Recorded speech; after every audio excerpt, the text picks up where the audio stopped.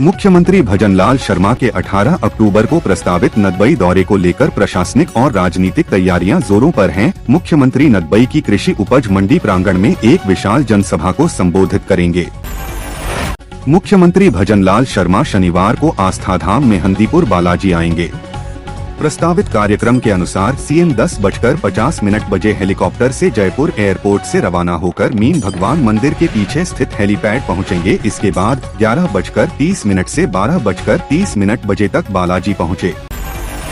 अलवर कांग्रेस जिला अध्यक्ष पद को लेकर चल रही कवायद अब अंतिम चरण में पहुंच गई है। ऑब्जर्वर को 36 आवेदन भी मिले हैं, जिनमें से 6 नामों का पैनल 22 अक्टूबर को केसी वेणुगोपाल को सौंपा जाएगा। यह बात तय मानी जा रही है कि जिला अध्यक्ष के चयन में जातिगत समीकरण को साधा जाएगा। हालांकि ऑब्जर्वर भले ही यह दावा करें कि एआईसीसी महासचिव जितेंद्र सिंह और नेता प्रतिपक्ष टीकाराम जूली ने कोई नाम नहीं दिया। दीपावली पर बाजारों में बढ़ती भीड़ को ध्यान में रखते हुए प्रशासन ने बड़ा निर्णय लिया है। 17 अक्टूबर से अलवर के बाजारों में दोपहिया व चौपहिया वाहनों का प्रवेश पूरी तरह से बंद रहेगा। अभी तक चौपहिया वाहनों को ही बाजारों में प्रवेश नहीं दिया जा रहा था। जानकारी के अनुसार वाहनों की बाजारों के बाहर पार्किंग कराई जाएगी। अलवर जिले के गोविंदगढ़ थाना क्षेत्र के सीताराम मंदिर के पास माली मोहल्ला में एक दर्दनाक घटना सामने आई। यहाँ 6 वर्षीय मासूम तन्मय पुत्र नरेंद्र कुमार पर एक पागल कुत्ते ने अचानक हमला कर दिया।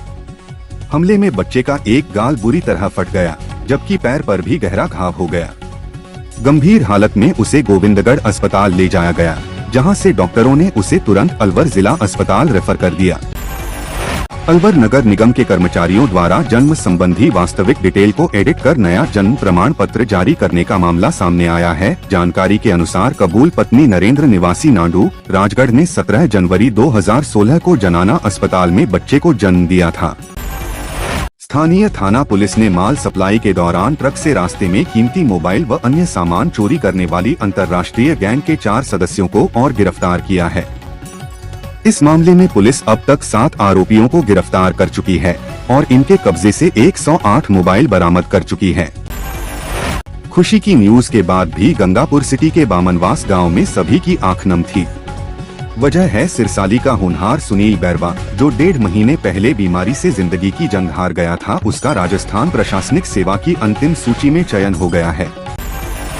राजस्थान सरकार द्वारा किसान उत्थान की दिशा में एक और महत्वपूर्ण कदम उठाते हुए मुख्यमंत्री किसान सम्मान निधि योजना प्रारंभ की गई है, जो भारत सरकार की प्रधानमंत्री किसान सम्मान निधि योजना के क्रम में संचालित है। धनतेरस पर यानी शनिवार को किसानों को 1000 रुपए की अतिरिक्त राशि मिलेगी। जोधपुर का एक मिठाई स्टोर ऐसा है जहां की आने वाले खरीदार भी हैरान भी रह जाते हैं। देखने वालों को हैरान कर देती हैं। यहां पर मिठाई मिलती है, लेकिन पटाखों के रूप में। पहली नजर में ये मिठाइयाँ बिल्कुल असली पटाखों जैसी लगती हैं। कोई अनार तो कोई चक्री तो कोई बम, देखने में इतनी असली कि कोई भी इन्हें देखकर धोखा खा जाए। जयपुर सहित कई जिलों में बसों की बॉडी में बदलाव इस कदर आम हो गए हैं कि लगता है परिवहन विभाग का काम बस कागज पर साइन कर देना ही रह बस गया है। लाइसेंसधारी और गैर लाइसेंसधारी संचालक अपनी मनमर्जी से बसें मॉडिफाई कर रहे हैं और यात्रियों की जान विभाग के लिए केवल साइड इफेक्ट बनकर रह गई है। संक्षेप, राजस्थान के जैसलमेर में बस में 21 लोगों के जिंदा जल जाने के बाद अब बालोतरा में भी दर्दनाक हादसा हुआ है। यहाँ एक ट्रेलर से टक्कर के बाद कार में आग लग गई और इसमें सवार 4 दोस्त जिंदा जल गए। राजस्थान के जैसलमेर में बस में 21 लोगों के जिंदा जल जाने के बाद अब बालोतरा में भी दर्दनाक हादसा हुआ है। यहाँ एक ट्रेलर से टक्कर के बाद कार में आग लग गई और इसमें सवार 4 दोस्त जिंदा जल गए।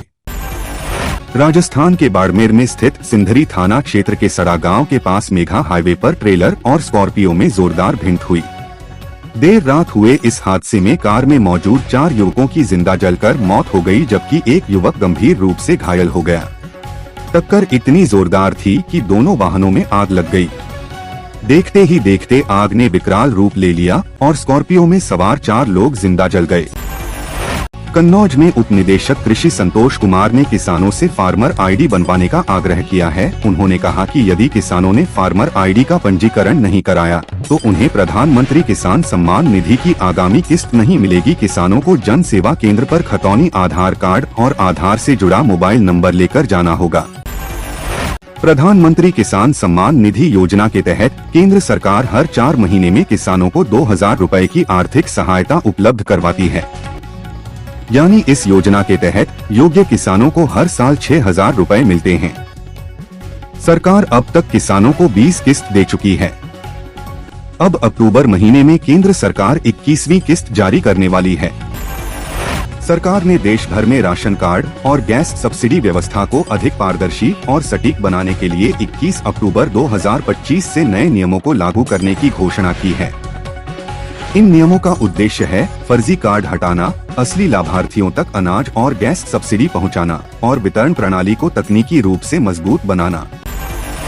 ग्रेटर नोएडा की बिंदल एन्क्लेव कॉलोनी में शुक्रवार को किसान एकता संघ की एक महत्वपूर्ण बैठक हुई। इसमें 22 नवंबर को किसान अधिकार पैदल यात्रा निकालने का निर्णय लिया गया। बैठक की अध्यक्षता दलबीर नागर ने की, जबकि राष्ट्रीय उपाध्यक्ष युवा विक्रम नागर ने इसका संचालन किया।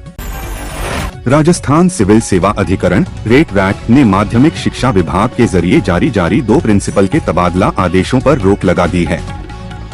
अधिकरण ने यह फैसला सीकर के लक्ष्मणगढ़ और जयपुर के महार कला के राजकीय उच्च माध्यमिक विद्यालयों के प्रधानाचार्यों की याचिकाओं पर सुनाया।